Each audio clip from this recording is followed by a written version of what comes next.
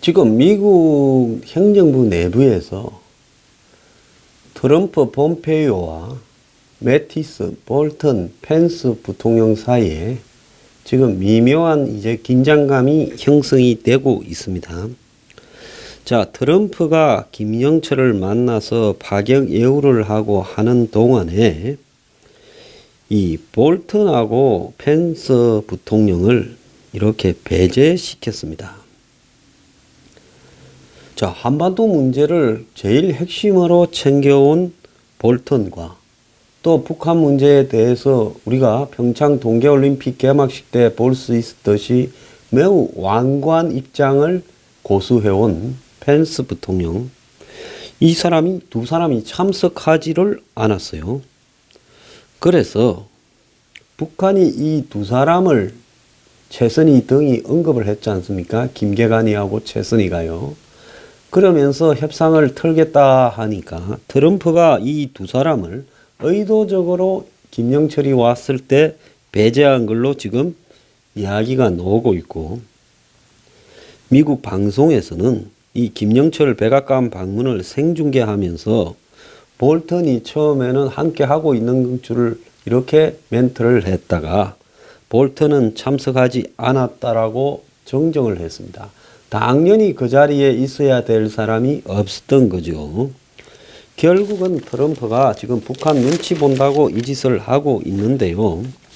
그런데 매티스 미국 국방장관이 주한미군 문제는 미북 간의 협상 대상이 아니라고 트럼프가 모든 것을 논의하겠다고 말한 직후에 이렇게 말을 했습니다. 지금 매티스는 싱가포르의 샹그리라 호텔에서 열린 아시아 안보 회의에 참석하고 있어요. 여기 무슨 이 한, 중, 일 이 국방장관들은 다 가 있습니다. 그래서 여기서 본회의 연설한 이후 질의응답에서 이 이야기가 나오니까 주한미군 문제는 한미가 이렇게 논의할 문제고 대한민국이 원할 경우 논의할 문제고 한국이 원하지 않는다면 미국이 먼저 이야기할 문제가 아니다라고 이렇게 이야기를 했습니다. 이보다 앞서 트럼프가 김영철이를 만나고 난 이후에 뭘 이야기했느냐 이렇게 기자들이 물으니까 우리는 거의 모든 것에 대해 이야기했다고 하면서 주한미군 문제를 마치 논의한 것과 같은 그런 뉘앙스를 풍겼어요. 그래서 일단 트럼프 발언이 북한이 비핵화 과정에 들어올 때 주한미군을 감축할 수 있다로 이렇게 해석이 언론에 됐는데 매티스 장관이 이 해석을 차단하기 위해서 의도적으로 이 발언을 한 것으로 지금 이야기가 되고 있습니다. 자, 그래서 지금 매티스 장관이 이런 문제를 이야기를 한 부분은 지금 트럼프 행정부가 뭔 이야기를 북한에 해준다 하더라도 내 소관에 대한 일만큼은 내가 확실하게 원칙대로 하겠다라는 이야기를 한 걸로 해석을 해야 되고요. 미국이 북한을 헷갈리게 하기 위해서 하는 영학 작전이다. 이런 해석에 저는 동의하지 않습니다. 자, 매티스 장관이 송영무를 만났는데 당분간 이 한미연합훈련을 예년처럼 진행을 하되 그 내용에 대해서는 외부로 알리지 않는 로키 전략을 쓰자는데 한국 측의 요청에 대해 미국이 합의를 해줬다라. 그래서 북한을 이렇게 자극하지 않으려고 하는 거다라고 이야기가 되고 있습니다. 이뿐만 아니라 매티스 장관은요, 이 3일 있은 한미일 국방장관 모두 발언에서 트럼프가 김영철을 만나서 회담이 진행되는 동안에는 새로운 대북 제재를 하지 않겠다라고 말을 한 것과는 다르게 북한이 CVID 비핵화를 해야만 제재를 완화할 수 있다라고 이야기를 하면서 우리는 북한과의 비핵화로 가는 협상의 길이 순탄하지 않은 길이 될 걸로 예상한다면서 유엔 안보리 대북 제재 결의를 계속할 거라고 이야기를 했습니다. 그래서 이 부분을 미국에서는 트럼프는 일부러 이렇게 북한을 봐줄 듯이 이야기하고, 매티스는 또 다르게 엇박자를 내면서 서로가 짜고 치는 고스톱이다, 이런 협상 전술이다 이야기하지만 저는 그렇게 보질 않습니다. 지금 미국의 국방부의 트럼프 태도에 대한 분노가 부글부글 끓고 있는 걸로 저는 알고 있어요. 미국의 국방장관은 이래 잘하고 있는데 한국의 국방장관이 문제입니다. 북이 계속 속인다고 생각하면 어떻게 평화를 창출하겠느냐라고 일본의 방위상의 대북 비판 연설에 일침을 놓으면서 송영무 장관이 이렇게 말을 했습니다. 송 장관은 오노데라 이스노리 일본 방위상이 기조연설을 통해 북한이 과거 긍정적인 태도를 보이다가 갑자기 무력 도발을 한 사례가 있다고 지적을 하면서 일본이 과거에 북한에게 계속 속았다고 해서 미래도 계속 속일 거라고 생각하면 어떻게 북한과 협상을 하고 평화를 창출할 수 있겠냐고 비판을 했습니다. 일본의 장관이 북한이 과거에 계속 평화로 가다가 속인 예가 있다고 말했다고 해서 한국의 장관이, 그것도 국방장관이 이렇게까지 이야기를 해야 되는가? 저는 송영무가 이제는 집에 갈 때가 됐다고 생각합니다. 저는 그간에 송영무 이 사람이 차마 마지못해 문정권에 끌려가면서도 할 소리를 좀 하려고 노력한다 생각했는데 이제 보니까 완전히 이제는 판이 기울었다고 생각하고 저쪽에 붙어서 소리를 내는데, 딴 사람은 다 이래도 국방부 장관은 이렇게 하면 안 됩니다. 당신은 그냥 집에 가세요. 자, 송영무는 오노데라 방위상이 브리핑 때 북한이 과거 했던 약속을 언급했지만 그것은 과거의 일이고 지도자가 바뀌었다. 그래, 지도자 바뀌어서 뭐가 크게 잘 될 것 같다고 생각합니까? 그러면서 이후 이어진 질의응답에서도 한 참석자가 북한의 상황이 어떻게 바뀔지 말해달라고 하자 오노데라 방위상의 기조연설을 언급하면서 이렇게 비판을 했습니다. 오노데라 방위상은 기조연설에서 지난 25년 역사를 살펴보면 북한이 굉장히 선제적이고 긍정적인 태도를 보이다가 갑자기 국제사회의 모든 평화 노력을 무시하고 무력 조치를 취한 바가 있다, 이렇게 비판했습니다. 그는 북한이 94년에 미북 기본 합의서에 이렇게 합의했음에도 불구하고도 계속 비밀리에 핵무기를 개발해 왔고 2005년 육자회담에 공동 합의서를 냈음에도 첫 핵무기 실험을 이듬해 했다면서 단순히 대화에 나섰다고 해서 북한에 보상을 제공해서는 안 된다, 지극히 상식적인 이야기를 했지요. 그런데 송영무는 미래를 향한 길에서 약속을 보장하는 시각에서 지금 통큰 결단을 하고 노는 북한을 이해해 주길 바란다면서 평화를 향한 남북의 정상의 노력은 새로운 시대를 여는 새로운 약속이라는 걸 이해해 주기 바란다, 이렇게 말을 했습니다. 그러면서 북한이 국제사회에 똑같은 이론으로 나아가겠다라는데 우리는 거기에 초점을 두고 지원해야지 의문을 갖기 시작하면 앞으로 나아가기가 어려울 거다라고 이야기를 하고, 문재인 대통령도 평화롭고 공존하는 이 체제를 북한과 만들어야 되겠다라는 게 입장이기 때문에 일본도 비판만 하지 말고 협조를 해라, 이렇게 이야기를 했습니다.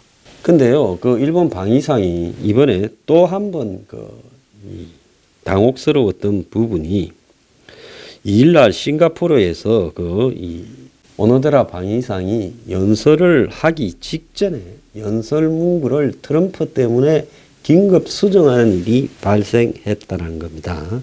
원래 연설문에는 일본의 방위 당국의 역할과 관련해서 최대의 대북 압력을 유지하겠다라고 되어 있는데 이 방위상이 연설하기 직전에 최대의 압박이라는 말을 더 이상 쓰지 않겠다라는 트럼프의 발언이 전해 왔어요. 그래서 이 오노데라 방위상이 원래 문장에 고쳐가지고 현재 하고 있는 최대한의 압력을 유지하겠다라는 문장을 읽었다 합니다. 그래서 비슷한 말 같지만은 앞에 말은 지금보다 더한 제재를 할 수도 있다라는 말이고, 뒤에 말은, 고친 말은 현재가 최고의 제재를 하고 있고 그걸 유지하겠다라고 고쳤다라는 겁니다. 일본이 얼마나 지금 트럼프 태도 때문에 이렇게 당혹스러워하는지 몰라요. 6월 7일 날 아베가 트럼프를 만나는데요. 아마 아베가 한 소리를 트럼프한테 할 거라고 보입니다. 자, 그동안 아베가 유일하게 변하지 않고 미일 동맹과 대북 압박 노선 두 가지를 세게 밀고 왔어요. 그는 트럼프와 23번을 전화통화하고 6번을 만나고 가장 끈끈한 관계라고 이렇게 해왔는데, 자, 통화를 할 때마다 미일이 100% 함께 하고 있다. 지금은 압박해야 될 때라고 이렇게 했는데, 트럼프가 지금 변심을 하면서 일본 외교가 휘청되는 상황이 발생을 했고, 자, 트럼프가 3월 9일 날, 그러니까 미북 회담을 결정을 하니까 일본도 뒤늦게 압박은 계속하되 북한과 대화를 하겠다는 쪽으로 돌았고, 또 트럼프가 일본과 상의 없이 김영철을 만난 뒤에 방향을 트니까 일본이 또 수위를 낮추는 부분이라는 겁니다. 그래서 일본 안에서도 지금 트럼프가 말 한마디 할 때마다 우리가 외교 노선을 바꿔야 되느냐라는 지금 분노가 지금 폭발하고 있어요.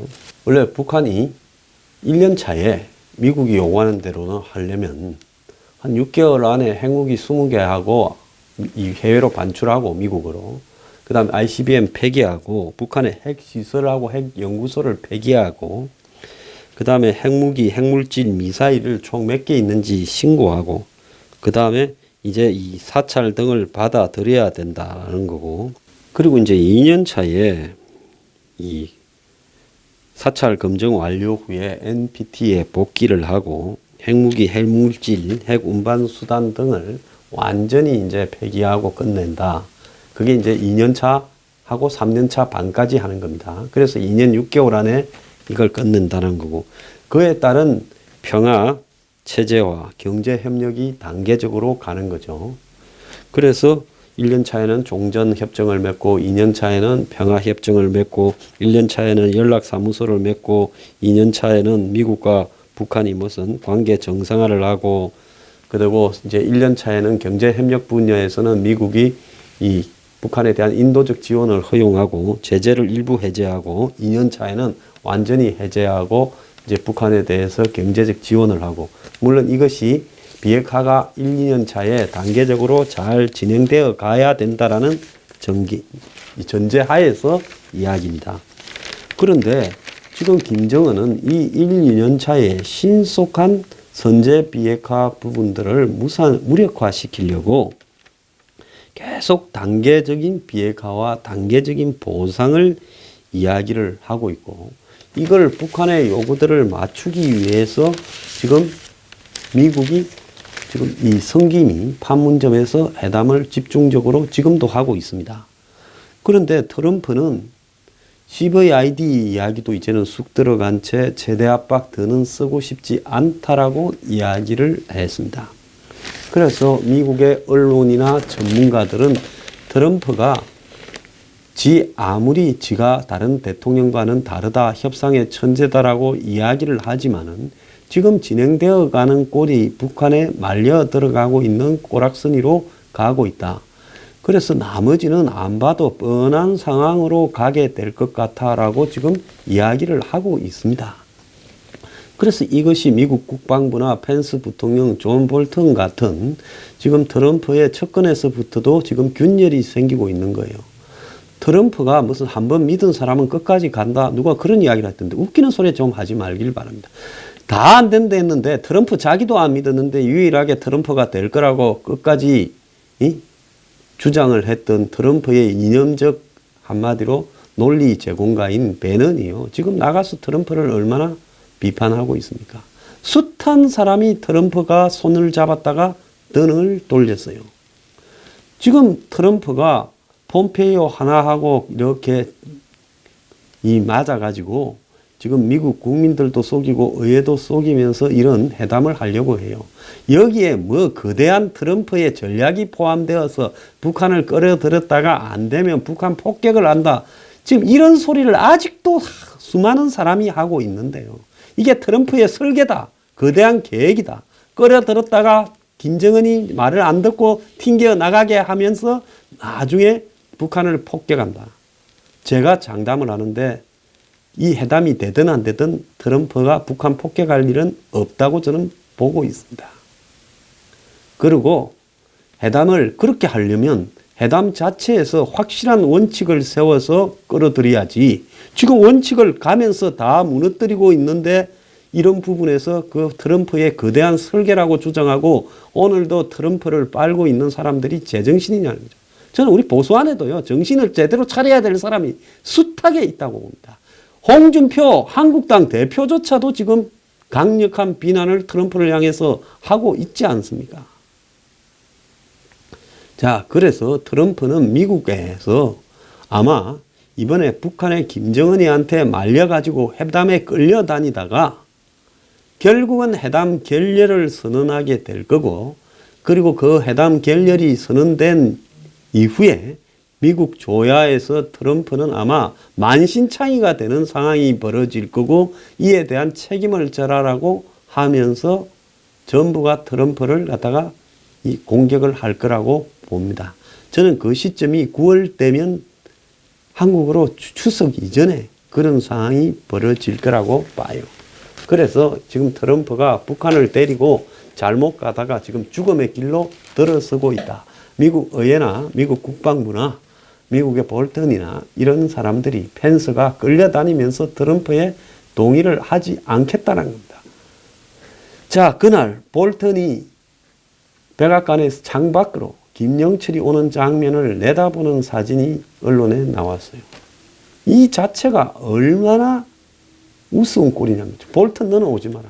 어떻게 NSC에 북핵 문제를 책임지고 있는 강경한 사람을 협상의 전문가라는 트럼프가 김영철이 앞에 앉혀놓고 볼턴이 이야기를 하게 하면서 압박을 해야지.